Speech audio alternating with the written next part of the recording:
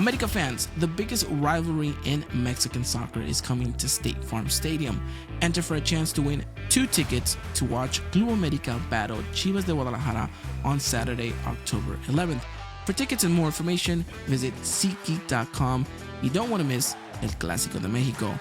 All you have to do is, on September 12th, head over to our Twitter/X account at UI Podcast. Follow us, like, and retweet to enter this giveaway. We'll be announcing the winner on September 23rd. Best of luck to everyone. Welcome to the Eagle Eye Podcast, the #1 show to bring you all things Club América in English, from tactical analysis Pelota para la banda izquierda. to player updates. We've got you covered on all the latest news on Las Águilas. Now, let's start the show. This is the Eagle Eye Podcast. Hello, ladies and gentlemen, welcome back to another episode of the Eagle Eye Podcast. It is officially Clásico de México week, and today we're going to be talking all things Club América ahead of the Super Clásico against Chivas. So we got a lot to talk about and we got a lot to break down. And joining me today for the very first time is none other than soccer content creator and Club América fanatic. It is Mr. El Soccer Guy, aka also known as Mr. Leo Hernández. Man, thank you so much for coming on and talking. No, it's great. It's great. I love always meeting another Americanista like myself, you know? Awesome. And you know, I know we spoke about this off camera, but I want to reintegrate this again on camera and just say kind of how we were looking forward to this whole Clásico week, and we were thinking we're going to lean more heavily on the Club América side than rather have like a Chivas fan come on or a Chivas expert come on and talk about that.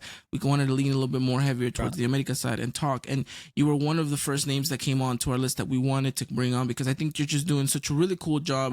Talk to me a little bit more about kind of your journey, how you got into soccer content, and what it's like to go to all these places and at the same time also rep Club América wherever it is that you go. Well, it's funny because I didn't want to be a content creator or influencer, whatever you want to say, but it just happened to be. I remember my first video was I was making fun of the Mexican national team. I think like 3 years ago, they were doing really bad.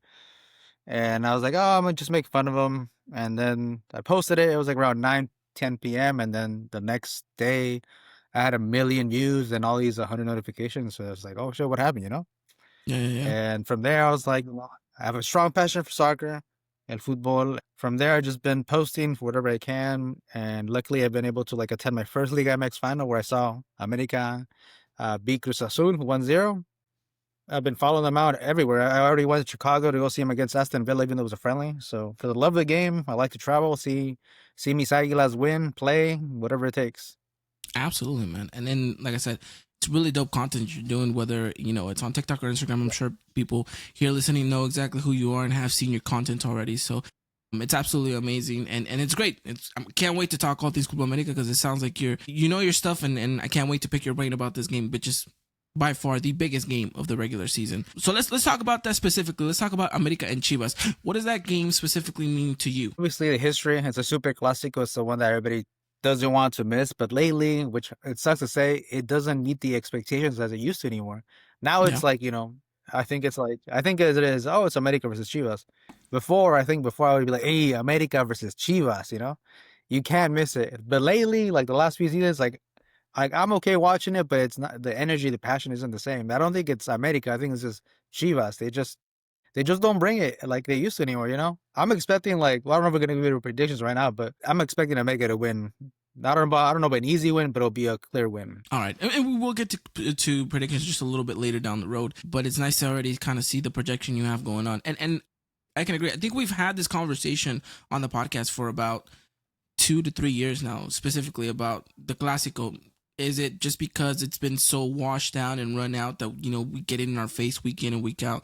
There was a time where we saw each other just periodically very much throughout the season. And now, obviously, their form isn't the same. And so, obviously, that takes a factor into it. But one of the things that I always like to remind people is that a Clásico is a Clásico, and you can never write out the rival right away.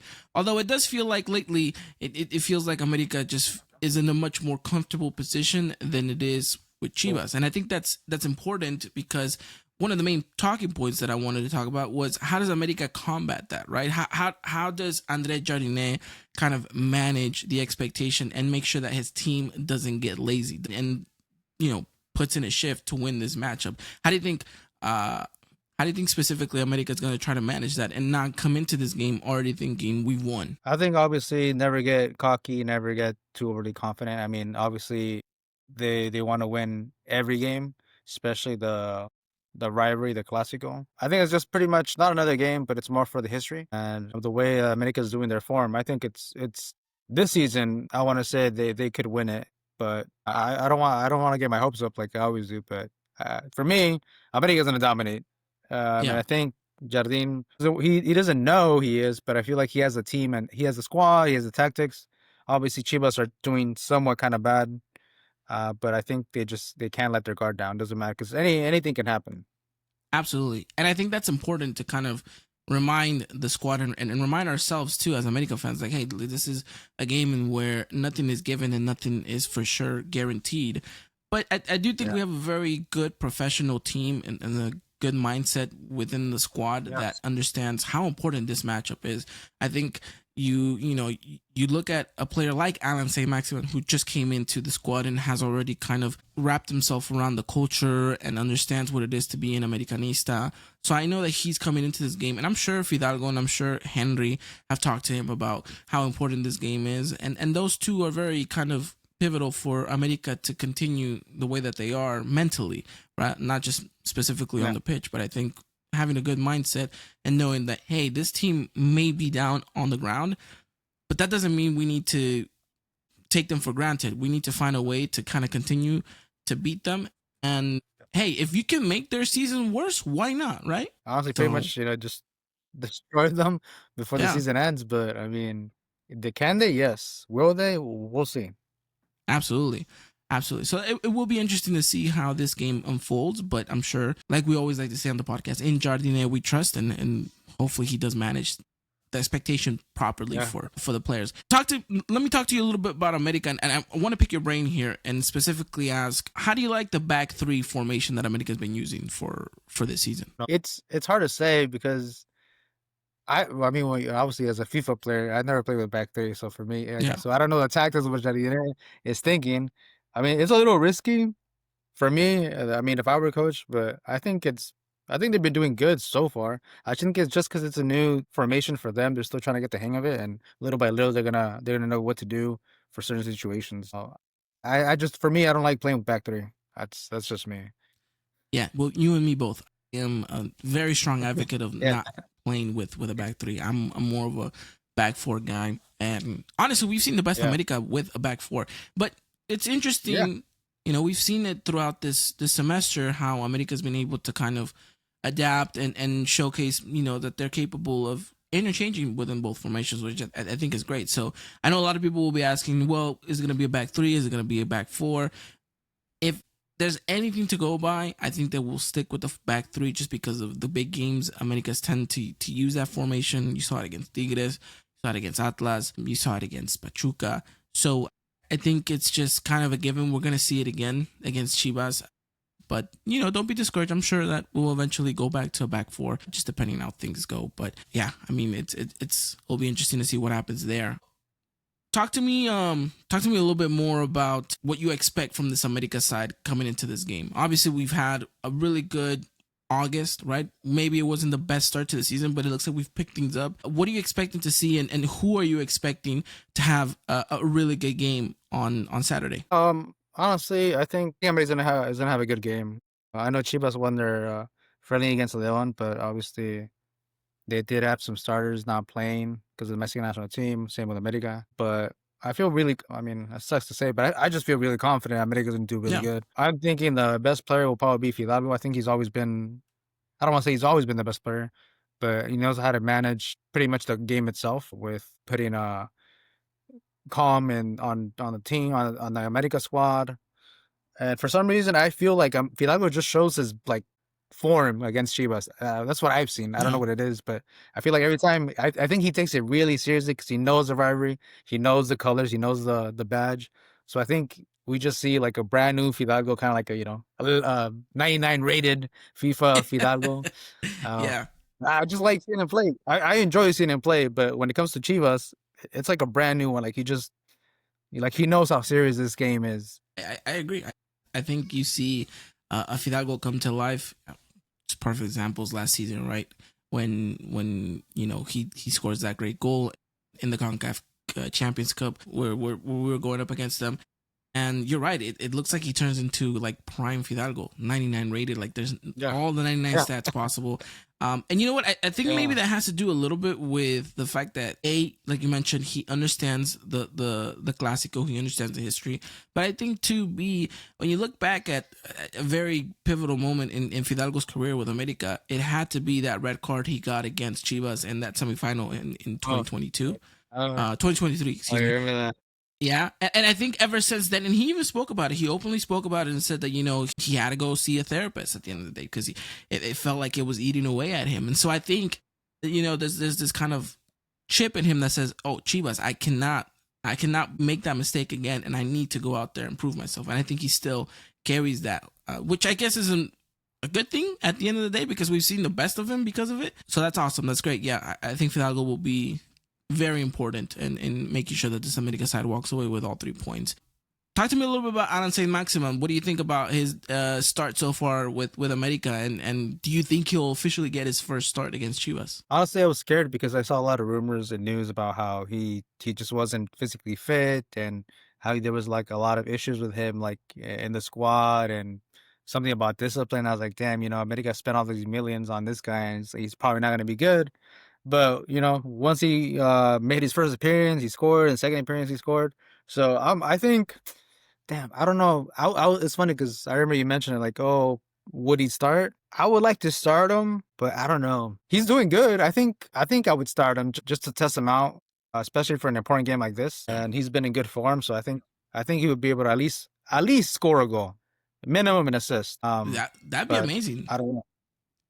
Yeah. Yeah. And I mean, he's really good. Honestly, he's very impressive. He reminds me of like Chucho Benitez, speed, pretty much the speed and just the concentration of him. He knows what he has to do. Absolutely. I couldn't agree more, man. I think that if he does start, we can see something important from him. Whether it be a goal, which if it is another goal, I mean, 3 for 3 in your start to Liga MX, you couldn't ask for a better start. Even so, even if it's an assist, I think if he can provide something a little bit extra, maybe that Brian hasn't, it's ultimately just a benefit for us. And so I would think he does get to start. I don't know. I feel like, and there's no discredit to Brian. I think Brian's been our best player outside of maybe Fidalgo or Sendejas as well, who's had himself a pretty good year. But I think, I don't know, there's something about Mr. Gucci, man, that I feel excites a lot of Americanistas. He's the talk of the town, right? You see that all the Americanistas on Twitter are mentioning him. They're talking about him.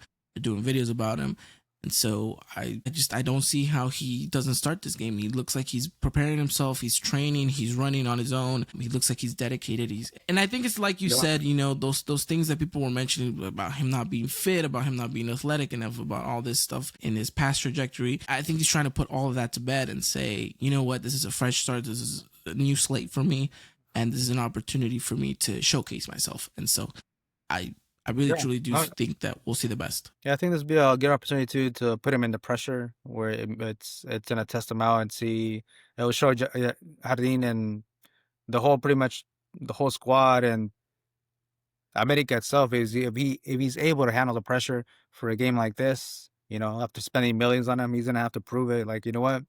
I got to score against Chivas on the rivalry, the Clásico, to show that I'm worth all these millions and that I'm, good enough to be in this team, no matter what the press said. It's basically proving his point, So I think he has a lot to prove, not just to the fans, but also the press that said all these things about him.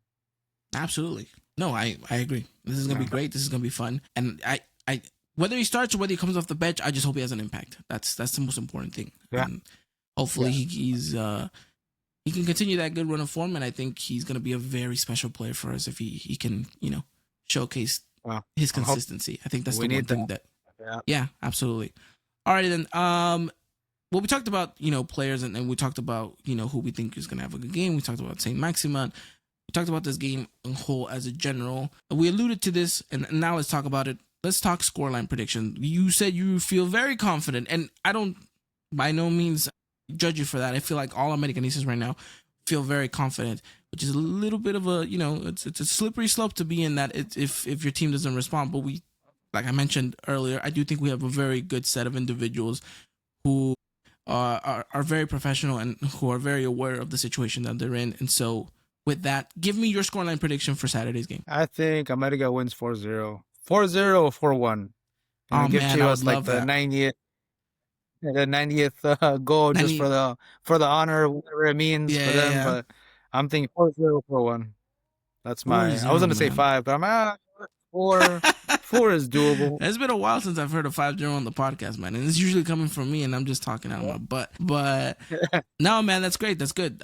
It's been a while since we've had a 4-0 for America, so I'd love it. Absolutely love it. I mean, the takeaways from that would be obviously your stat padding.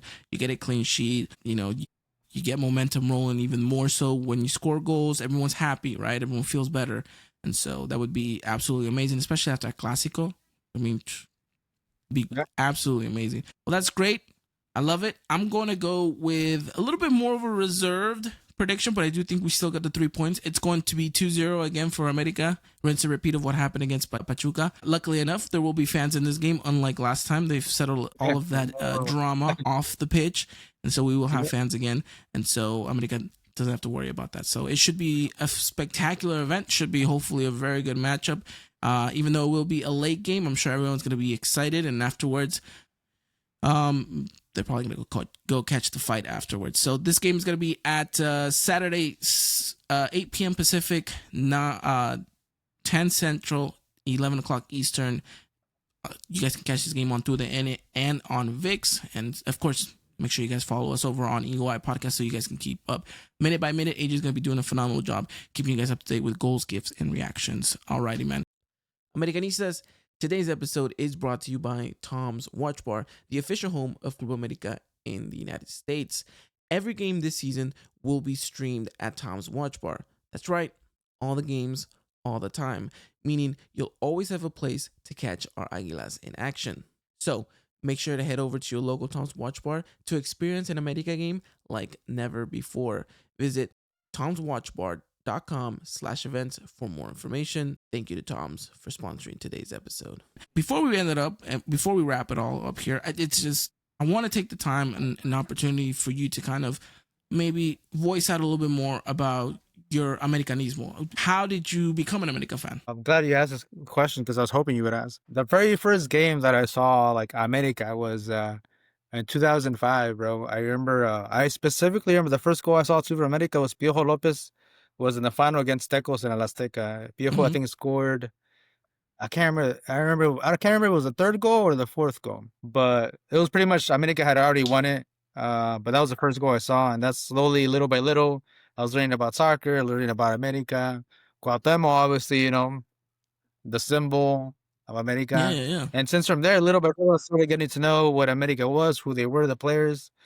And since then, I mean, I traveled to go see them play. I remember my mom got really mad at me, and she probably still remembers to this day, but it was the America Cruz Azul. It was, for me, as an America fan or a soccer fan, you have to go to the final, your team's there, Yeah. So I went. I got tickets. Tickets were cheaper. The flight was $800, and she was pissed because like $800 to go to Mexico City. I was like, it's because you don't understand. This is America. This is La Liga MX final. You don't get it. But I got tickets. Tickets were way cheaper for me, but the flight ticket was $800. That's crazy, man. I go to Chicago. I've been to, where else have I been?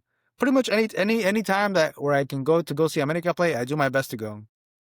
Dude, that's awesome. But, that's great. Yeah. I mean, honestly, it's one of the best things ever. So you've been a fan since 2000. You found them, you saw them, and then they just kind of reeled you in. Yeah, no, I always loved soccer, but I never had a team. And when I saw the final, and I was like, okay, I think I'm getting hooked on it.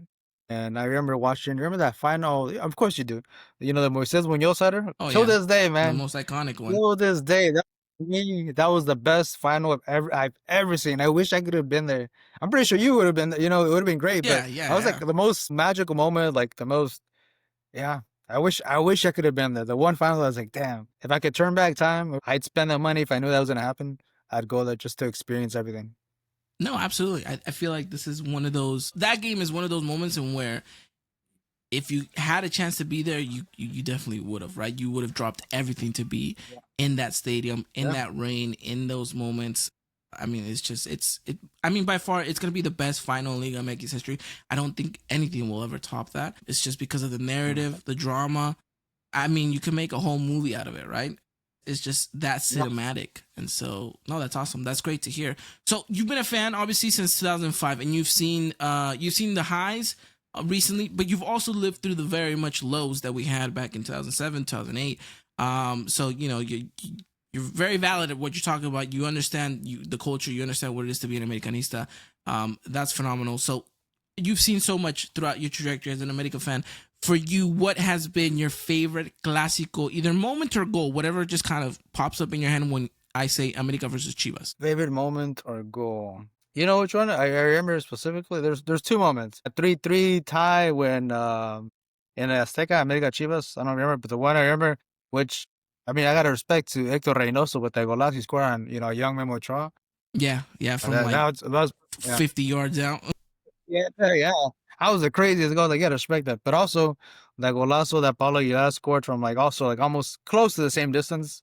Yeah. And he did that little, the dance celebration. That one. Yeah. Yeah. I think that has to be one of those moments in where a lot of Americanistas are when you think, wow, best goal, best moment, you're probably thinking, yeah, that Paulo Aguilar goal was sick. That 3-3 in the Azteca is iconic. There's just been a lot of great games down the road, right? More when these games meant a lot more, right? When there was this passion, this rivalry that just, it was the day you march on your calendar. Like, no one talked to me, no one asked me to do anything. This is the day that I am 100% blocked out. That I gotta watch this game. Yeah. No, yeah, that's awesome, man. That's great. I have so many. I have too many to think. Let me see. One of my favorite moments, and this is just more because of me being a huge Memo Ochoa fan and as a goalkeeper myself, one of my favorite moments is the semifinal in 2007 where America faces off against Chivas, and it's the second leg at the Jalisco.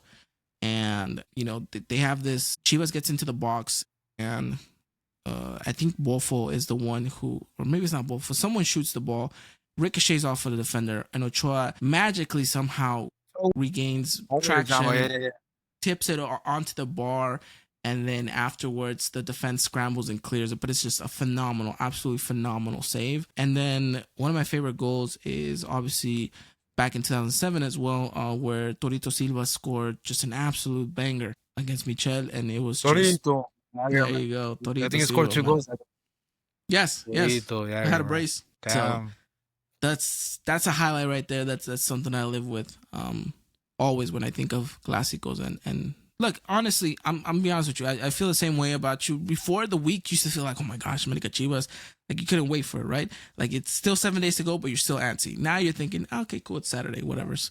But once, I don't know, once the TV turns on, once the whistle goes and the game starts, just a little bit of that kind of sensation that you used to feel a little bit younger kicks back in, and you're like, okay, it's the Clásico. And then, of course, America then ends up kind of walking through the team, and you're like, okay, cool. But yeah, man, it's the Clásico, man, and it's awesome. I'm glad that I got the chance to talk to you, and we got to kind of reminisce about the past, and also talk about the future, which is hopefully this game and America with 3 points, because I think every American fan will agree that obviously we're still very early into the season. We're almost halfway there, but these games are must wins. No, yeah. Thank you for having me. I always love talking about America, especially another Americanista. It's always like, oh, do you remember this goal? Do you remember this game? Or yeah. What about this player? It's like, oh, yeah. You're like, oh, what's your favorite celebration? Everyone's obviously Cuauhtémoc, the Cuauhtémoc. There's too many moments. That's like, damn, I can't believe so much time has passed, and we're here now and we're talking about it, which is great. No, man. It's phenomenal. Obviously, this is not the only Clásico that we're gonna have between America and Chivas. They're coming to the States in October. It's gonna be in Phoenix. You thinking of going to that one, or you might skip that one? Maybe, depending. I was really hoping they could do like an official game, but I don't know if that's. I think I want to say that's gonna be like a FIFA international break. So Yeah, it's gonna be the I don't know. international break. Yeah, I'm thinking about going to the Mexico, Ecuador, and Guadalajara. Maybe Okay. I don't know. It's still TBD, but we'll see. Absolutely. Hey, well, if you do end up going there, hopefully we get to see you there. We have plans of going there ourselves, and so we're looking forward to that one. But yeah, look, man, thank you so much for taking the time to come and talk to us. I'm sure this won't be the last time we speak.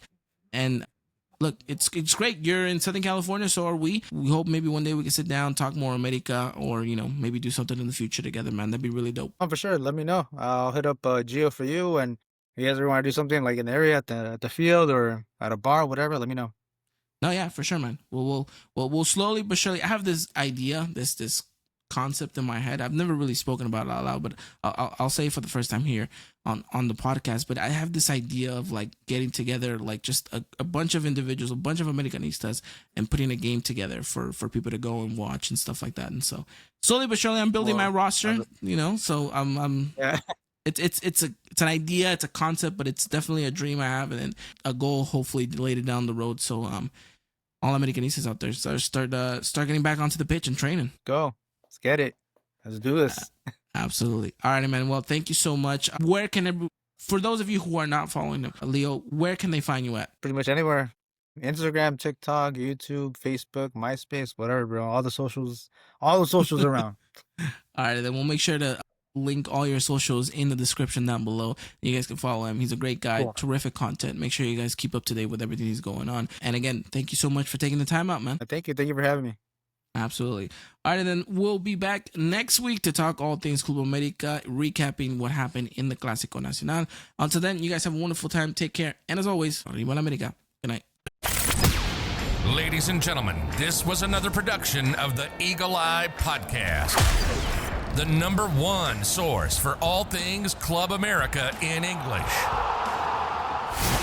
Make sure to follow us on Twitter and Instagram at Eagle Eye Podcast and get all the latest news and coverage.